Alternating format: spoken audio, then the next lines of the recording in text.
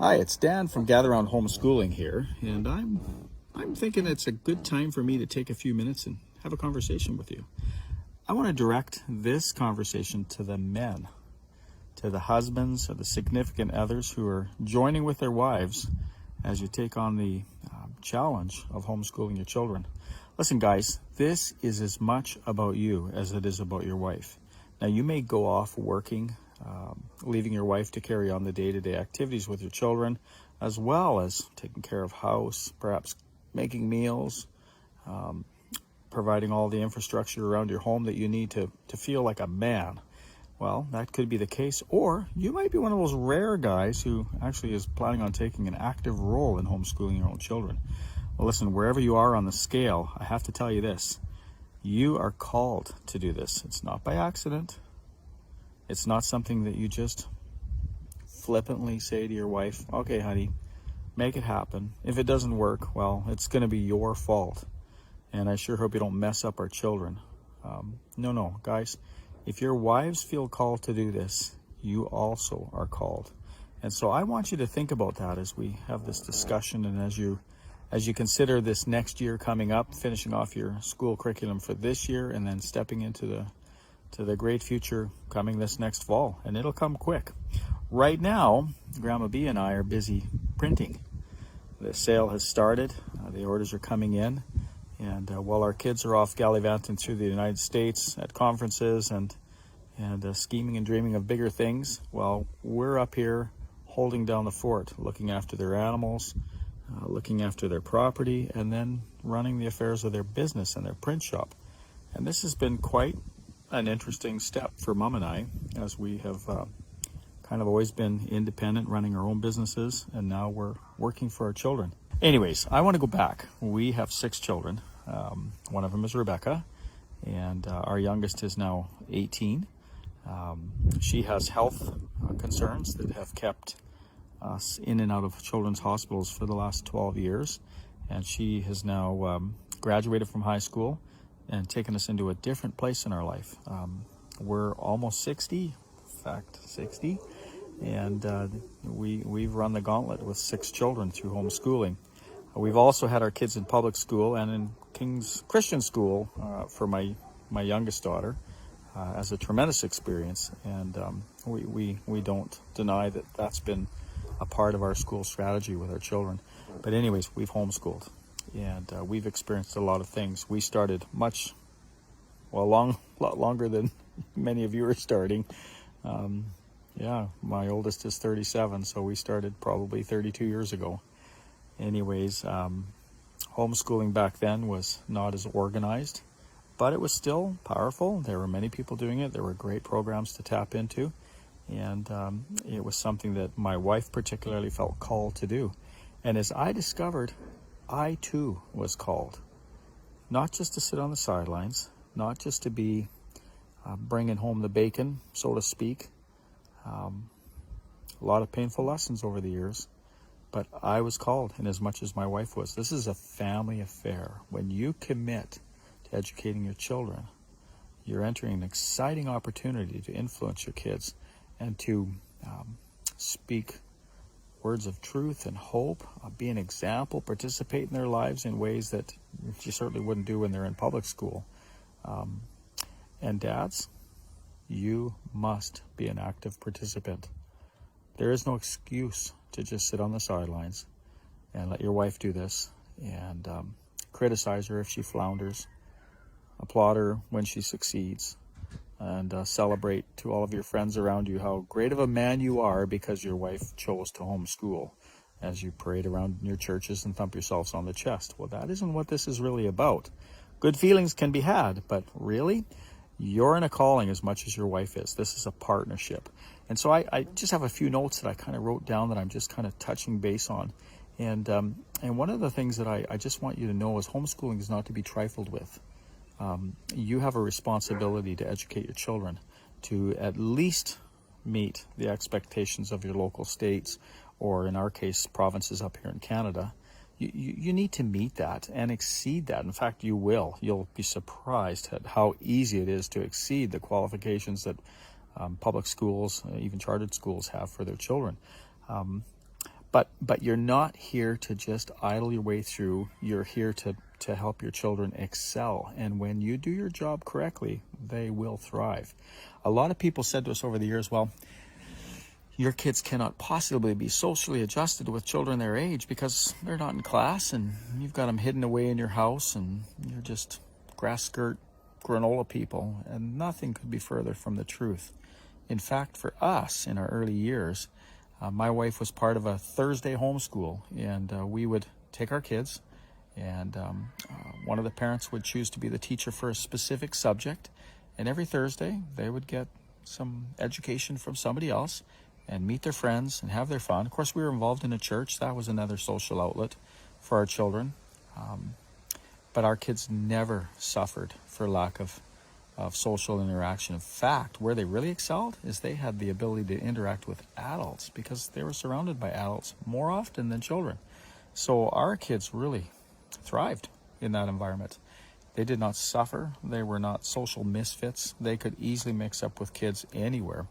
Now, they might not have known the cool words of the day. And I know our daughters and our sons, by grade 11, grade 12, would enter the public school system to get some electives that they couldn't get through homeschooling. And they even graduated and got the proper high school diploma. And that was kind of a cool way to do things. But anyways, they had some adjustments to do as they kind of fit into school culture. And in many ways, for my girls especially, they were so far above so many of the other kids in terms of what they wanted out of life, where they were going, their goals and intentions. They were just, I don't know, they were on a different path. And that stood them quite well in school. They actually excelled in making friends, in enjoying some of the leadership roles that were available to them. And I don't know, it was a very positive experience for us. So I want you to be thinking about this. You're called to do this. It's not to be trifled with. You can have an amazing outcome. Your kids can have experiences that they would not possibly get in a school environment. I guess the argument could be made that in a school environment, they would get experiences they might not get in your home. But in today's crazy world, in the public education system, I don't care if you're Canadian, American, from England, Australia, our school systems are under attack. There is a battle going on for the hearts and the minds of our children, and very often it's pitted against the parents. Now, you may have your own opinions on this. I'm not here to get political about anything, but school today is a lot different than school of yesterday when our kids were involved. Things were happening then, but not at the accelerated pace that it seems to be happening now, where gender fluidity or gender ideas are being thrust upon our kids, even without parental knowledge or approval. Critical race theory. There's so many things that are just being thrust upon kids in the public education system. So homeschooling can give you some insulation, can give you an opportunity to raise up your children through those formative and difficult years where peer pressure is a very big part of their lives. And you can help them kind of avoid some of those pitfalls that seem to be tripping up so many of our young people these days. Not to mention the lack of respect for authority. Have you noticed that? Have you seen it in the public school system? Have you seen it in life in general?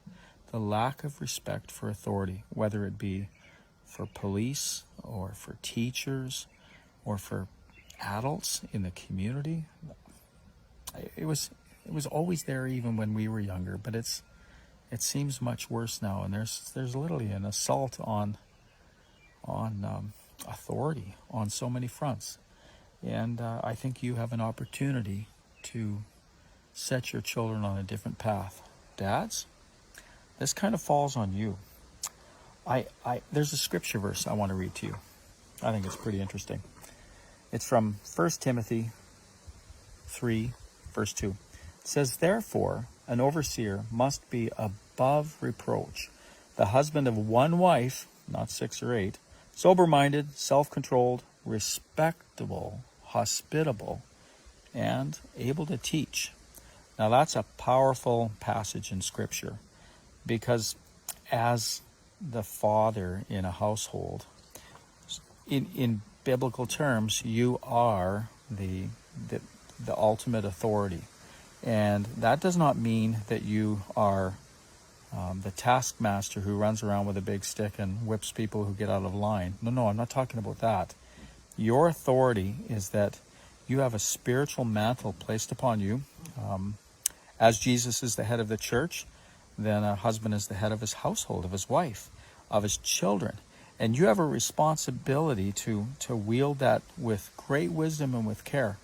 And so when I started out this conversation that you're called to do this, you're in a partnership with your wife. Well, think of yourself potentially as a principal of a school where you have the privilege of being an authority support for your wife, where you can uphold some rules and some respectful boundaries for your children in relating to your wife, their teacher, in dealing with things that come up day to day. That's kind of your job. And listen, your wife is going to be tired and run down and trying to do many things, wearing many hats. Well, us men folk, we typically go off to our work environment and we quite enjoy it, I think, for the most part. I don't think we get overly tired unless you're in a very heavy physical labor job. And we come home and we're expecting supper and an organized house, and our wife might have had a tough day. She might have had not necessarily a tough day, but maybe an amazing day with her kids, and connected with them on ways that she wants to brag all about, talk all about. But we're coming home tired. We're coming home with expectations, and maybe we thunder around. I know I did, and I regret some of that. I wish I had to come home a little softer and just taken the temperature of the household environment before I walked in. I did wield my authority as dad. I backed up my wife. I held my kids to account if they disobeyed her or they were rude to her. If they didn't accomplish things that were laid out before them, there were consequences. We had them, and Mom and I never contradicted one another in front of our children. I want you to hear that part. Do not undermine your wife. And wives, do not undermine your husbands. When one of you takes a position, you ought to be talking to each other to make sure you're on the same page. And then when a statement is made, then stick to it. Don't undermine one another. Don't change the plans, the rules. You talk about that privately. If you need to come back and make some modifications to choices that you've made, you do so. And exercise great wisdom, but you do not undermine one another. But that isn't the point. I guess I want to talk to you dads about even the role we have as husbands and fathers to our children outside of homeschooling, but particularly inside of homeschooling. Colossians 3:21 says, "Fathers, do not provoke your children, lest they become discouraged." Now, that's a powerful message. Ephesians 6:4 says, "Fathers, do not provoke your children to anger, but bring them up in the discipline of the Lord." All right, I'm guilty of this one. I confess I'm a guy. I'm a bit of a button pusher. And I actually took great pleasure in pushing the buttons of my children. I really did. And in fact, I still do now with my wife. I'm sure that'll be something I'll have to stand before the Lord and he'll raise his eyebrow and say, "Dan." But anyways, I'm a button pusher.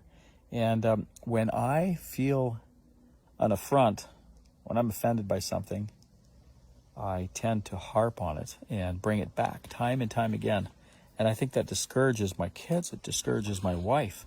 And I've had to learn to be more careful. I would encourage you, as you exercise the authority you have as the head of the household, and you back up your wife as the principal, to be careful not to provoke your children. So you need to listen to them, hear them out.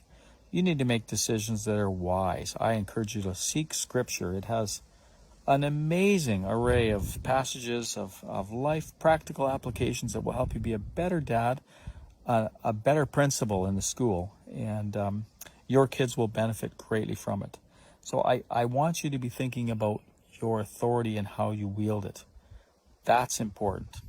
So another thing I want to talk to you about is just your wife. You're going to come home and you're going to have expectations. I'm going to just stand up and move around a little bit because my bones get creaky. Anyways, and she's going to have had her day with the kids. And as you come into the house, again, I would encourage you to take the temperature. Take the temperature of the environment and ask those leading questions. What's been happening today, kids? What's been happening today, Mom? Let them dump a little bit about what's happened in their life. They may surprise you. They'll share some things that are wonderful things, and your wife was privileged to be a part of that. There will be moments where there were some really tough questions that got to be answered. There will be some really cool discoveries in the school assignments. Like, listen, I'm printing up this curriculum with my wife and with the girls and the staff we have up here, and I see some of the content. I'm actually able to be a part of some of the content. Recently, chemistry. Mom and I are doing some MP3 work for the teacher's guides, and I'm helping write some of the stories that your kids will enjoy in U.S. history and whatever else comes along in the future. This has been a lot of fun for us. So we're seeing some of the content, and I can only imagine some of the conversations that are going to happen around your tables. And you need to listen. You need to hear. And now, as a fellow homeschool father, I'm encouraging you dads to be a part of this, where you can teach one of these units. You'll be surprised at what you'll learn. You'll be surprised at what you hear from your children. Your relationship with your kids will change and it will deepen. You'll discover things together, and that's a lot better than discovering them apart. And I think you'll be blessed. I think God blesses us as dads when we are active and when we're engaged and when we're participating. The enemy of our soul, he is seeking to trip us up. If you don't know that now, at whatever age you are, boy, you're sure going to discover it. The enemy is trying to wipe us off the face of the earth in terms of having an effective relationship with our families, an effective relationship in our communities, our work environment. And if you think that the enemy could benefit from attacking us in a certain area, what better place than our families? If the enemy can sow disharmony in our relationship with our wife, that affects our children. If he can sow disharmony with our children, that affects our wife, our relationship with our wife. Listen, guys, you need to be really aware of this. If you're the leader in your household and you're taking the temperature of what's going on, then you've got to pay attention to what the enemy is trying to do or not to do in your relationships. And you need to put a stop to it. You have the authority to do that. You do. You have the authority. God gave you that authority. He expects you to wield that authority. And you do so out of love. Read 1 Corinthians chapter 13. Read that whole thing again. It talks about how love intertwines with our relationships and what kind of people we are when we exercise love and the spiritual giftings that come our way. All really good stuff. But listen, guys, you need to guard your family against the attacks of the enemy. Don't let him in. Don't let him in. And another thing I want to just talk to you briefly about is purity. Our wives are going to be busy with our children, and if they don't feel that they have you in their corner, if they feel you're isolated and remote from them, then that can lead to an environment where other people can enter in and possibly replace the friendship that you can have with your wife. I would say the same the other way around. Men, you have to watch. When you're out in the workforce, when you are conducting your business elsewhere, you watch who you do business with, who you talk to, in what environment you talk to these people. And in particularly, I'll just be out frank, I'm talking about women. Guys, you do not let women become close to you. Your wife is to be close to you. Your best friend is to be your wife. No one else can take that place. No one else deserves it. It's not biblical, and you have to stand against it. If the enemy of your soul can trip you up in any way, shape, or form, he's going to go after your family. He's going to go after you and your sexual purity. Even just having a close friendship with another woman can be a dangerous area. I'm not saying you can't have friends. I'm not saying that at all. But be friends with people of the opposite sex together with your spouse in a safe way with boundaries. Just being aware that you don't want to let any inappropriate suggestion enter into relationships that could trip up your family. Because remember, whatever you choose to do, men, whatever you even choose to do, women, whatever you do affects not just you, not just your relationship with your spouse, but all of your children and relationships that are connected to that, whether it be your extended family or friends that you have that are close to you in your church community, outside of the church community. Listen, don't let this happen. The enemy will try to trip you up in your sexual purity. And that doesn't even have to be a physical act. It can just be where your mind goes, where your friendship goes with people, and what thoughts you have. Don't do it. I'm going to give you an example of something that struck my wife and I, struck me. A number of years ago, we had the opportunity to purchase a campground resort, and I had a dream to develop it into something bigger. And in fact, we were able to. We built a multi-million-dollar RV resort that we've pretty much wrapped up after 17 years, and which has afforded us to be in this place to help our kids up north. But anyways, I was working as an electrician. I'm an electrician by trade, and I was working with a gentleman who was a number of years older than I was. And when he heard that I was looking at a campground purchase, he sat me down and he said, "Be very, very careful." And I thought, well, why are you telling me this to be careful? And he said, "It cost me my marriage. It cost me my relationship with my kids. I became an alcoholic. I lost my financial well-being. I lost the respect of all the people that were connected to me because I made a decision, one choice. Started with a simple walk around an RV campground, and somebody would invite me in and say, 'Hey, come on in.' I can't remember his name now, Joe or whatever. 'Come on in, have a drink with me really quick. You've been working hard all day. I want to get to know you a little bit.' And so he would step in and he'd have a drink. Well, he'd leave that site and he'd walk down a ways further, and another guy would say, 'Well, why don't you come on in and have a quick drink with me?'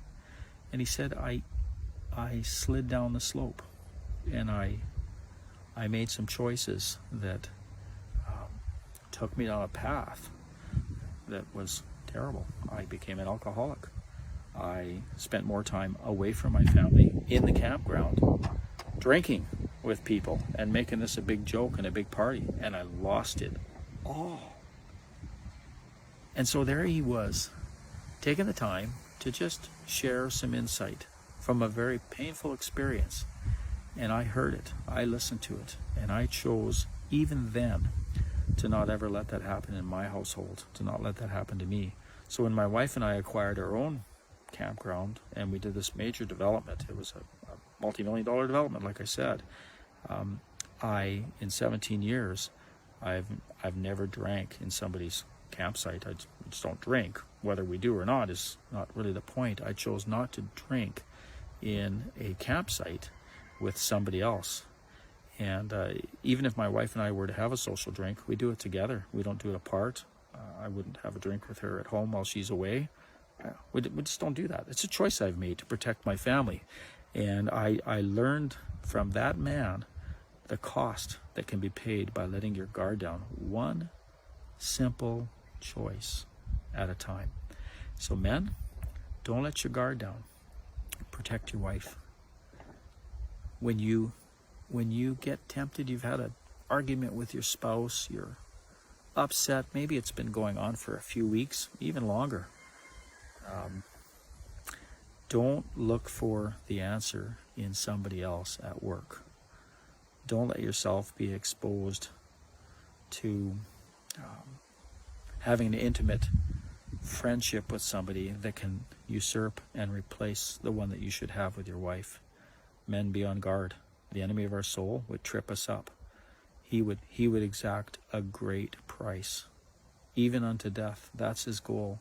He would see us trip up and fail. He'll offer us the temporary pleasures that perhaps we think we need or we deserve, and he'll strip it all away and leave us empty and broken and tattered, as that man was. And he lost all of that, and now was spending the last remaining of years of his life trying to rebuild a sense of respect for himself. And so I just endeavored, when we took that campground on, I wouldn't go down that path. Now listen, start away before then.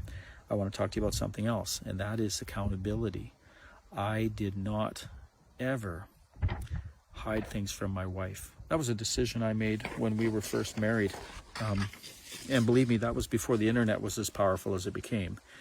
Cell phones. I mean, we had pagers with beepers. We didn't even have cell phones. But way back then, when my wife and I first were married, we both pledged to have an open and honest relationship with each other, which I think we all should be doing anyways. But my emails, my wife knows all my passwords. There are no secrets. If she wants to know what I'm doing during the day, she can check it out. My phone, I have a password on it because in case it gets stolen, but she knows it. It's the same password that I have for many things in my life. She knows it. She can check anything she wants. In fact, my daughter Rebecca knows my passwords. My daughter Jessica knows my passwords. My son, he uses my same passwords. I have nothing to hide. I've made that a paramount principle in my life, that I have nothing to hide from my family. Nothing. If there's something on my computer that my 17-year-old son or my 13-year-old daughter would open up and be embarrassed by or mortified by, I better not let that ever be there in the first place. So how I do that? Well, number one, I endeavor not to go down that path, and I ask God daily for the strength to make the right choices and not to be tempted, because it's everywhere. But I give my kids and my wife, not my kids per se, but my wife, ultimate password authority over all things. And listen, when that's not good enough, when there are extra troubles in your life, and it's happened to me, it's happened to my wife and I, then I've made myself accountable to another man. Promise Keepers was a really big movement that occurred in the 80s, and it was so fun. And anyways, but one of the founding principles of Promise Keepers was to have accountability with another male person if you're a man. And I've done that. I've got a couple of close friends, and I've gone to them for full accountability, whether it be for passwords, just life, just coming to them and sharing where I'm at, my struggles, and helping them hold me accountable. I don't just pick anybody. I pick the kind of person that I would respect as a moral and balanced individual who would demonstrate the kind of stability and the kind of maleness that I wanted in my life. So I pick my friends carefully, my close friends, and my accountability partner, I pick them even carefully, much more careful. And again, I go back to that scripture verse. Therefore, an overseer must be above reproach, the husband of one wife, sober-minded, self-controlled, respectable, hospitable, and able to teach. That would be my accountability partner. I wouldn't choose somebody that wasn't respectable, that did not have his marriage on firm ground. Why would I go to somebody to guard my marriage who has had their marriage fall apart? Now, I might gain great wisdom from that person in terms of consequence, but I wouldn't seek the kind of advice from that individual that I might from my accountability partner who has a great marriage, because his success can be my success, and I would be looking for the success part, not the failure part. So I'm probably rambling on that point, but guys, your best friend is your wife. If she isn't, you better do some work. You better get the rototiller out, rototill that garden space. You better get the weeds out. You better do what you need to do to make that soil fertile, and then you better grow a relationship, a friendship with your wife, She should be your best friend. When she needs someone to talk to and confide in, she shouldn't be running to her girlfriend. Of course she can have a friend. I'm not saying that, but she should be looking to you as her best friend for support, for protection, obviously, for encouragement, for understanding. She should be looking to you, not to somebody else. And you, my friend, should be looking to her. And you do that by putting boundaries. So, listen, this homeschool thing, it is a calling. It is something that you will be blessed by, not to mention your children. This is not a stab in the dark to try to fix the ills of society. It is a calling to do something for your children that is great, that has eternal consequence. And you get to be privileged to do this.